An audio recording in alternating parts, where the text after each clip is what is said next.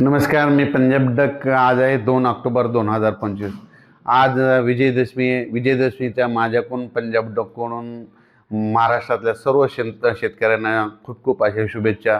आणि ह्या शुभेच्छा देत असताना महाराष्ट्रातल्या शेतकऱ्याची साठी एक आनंदाची बातमी देणार आहे. कारण की आज आहे विजयदशमी, दसरा आहे. आज तुम्हाला सांगू इच्छितो, राज्यातल्या काय झालं, महाराष्ट्रामध्ये पावसानं खूप म्हणजे इतका पाऊस झाला की नको नकोसा झाला. म्हणजे काही ठिकाणी अतिवृष्टी झाली, ढगफुटी झाली, सगळे शेतकऱ्यांचे पीक वाहून गेलं. मग आता नेमका पाऊस आता परत येणार आहे का, अशी शेतकऱ्याच्या मनात भीती आहे. तर राज्यातल्या सर्व शेतकऱ्याला सर्वप्रथम आनंदाची बातमी, राज्यातला पाऊस मात्र आता निरोप घेणार आहे, वरुण राजा निघून जाणार आहे. म्हणून ही खास करून शेतकऱ्यासाठी आनंदाची बातमी. द्राक्ष बागायतदार शेतकऱ्यासाठी आनंदाची बातमी. काही भागातून 7 ऑक्टोबरला पाऊस निघून जाणार आहे, काही भागातून 10 ऑक्टोबरला निघून जाईल आणि 15 ऑक्टोबरला मात्र महाराष्ट्रातून पाऊस निघून जाणार आहे. म्हणून हा अंदाज लक्षात यायचा. तरी मग राज्यात मग सध्या तरी पावसाचं काय वातावरण आहे, तर राज्यात आहे 2 ऑक्टोबर 2025. 2, 3, 4 तारखेपर्यंत आता चांगलं दिवसा कडक सूर्यदर्शन राहील. म्हणून हे अंदाज लक्षात यायचा. त्याच्यानंतर 4 ऑक्टोबर, 5 ऑक्टोबर आणि 6 ऑक्टोबरच्या दरम्यान राज्यामध्ये विखुरलेल्या स्वरूपाचा पाऊस पडणार आहे. खूप काही मोठा पडणार नाही, म्हणून हा अंदाज लक्षात यायचा. म्हणजे अतिमुसळधार तसा वगैरे काही पाऊस पडणार नाही, त्याच्यामुळे घाबरायची काही गरज नाही. फक्त राज्यात मात्र 4 सप्टेंबर ते 7 सप्टेंबर दरम्यान, 7 ऑक्टोबरच्या दरम्यान, 4 ऑक्टोबर ते 7 ऑक्टोबरच्या दरम्यान राज्यामध्ये विदर्भामध्ये, पूर्व विदर्भ म्हणजे वर्धा, नागपूर, भंडारा, गोंदिया, चंद्रपूर, यवतमाळ, त्याच्यानंतर वाशिम, हिंगोली, त्याच्यानंतर इकडं अमरावती, बुलढाणा, अकोला, अकोट, चांदूर बाजार, दर्यापूर, शेगाव, मेकर, तसेच बुलढाणा, जळगाव, त्याच्यानंतर परभणी जिल्हा, काही बीड जिल्ह्यात थोड्या प्रमाणात, जालना जिल्ह्यात प्रमाणात, लातूर जिल्ह्यामध्ये, ह्या पट्ट्यामध्ये फक्त 4 ऑक्टोबर, 5, 6, 7च्या दरम्यान पाऊस राहणार आहे. म्हणून हा अंदाज लक्षात यायचा.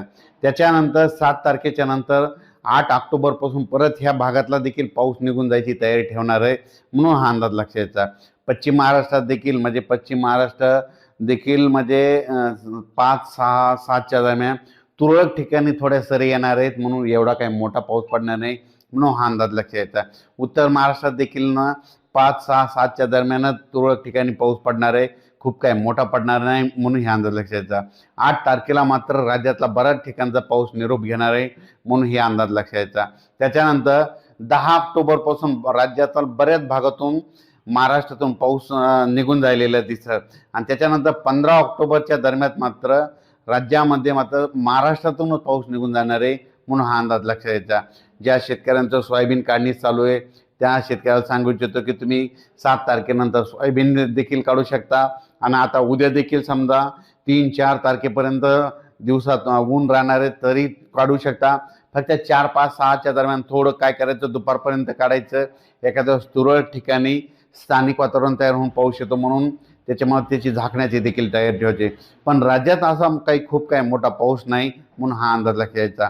म्हणजे जाता जाता काय होणार आहे, शेवटी मग हा पाऊस महाराष्ट्रातून 15 ऑक्टोबरला कायमचा निघून जाईल आणि 2 नोव्हेंबरला मात्र राज्यात तीव्र थंडी असणार आहे.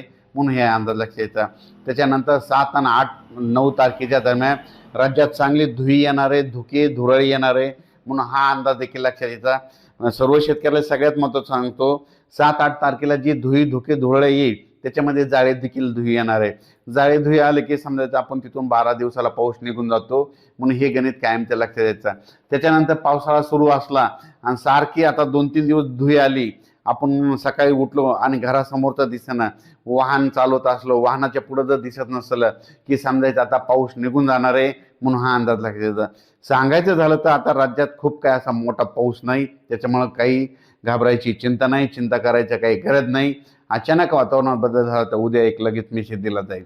धन्यवाद.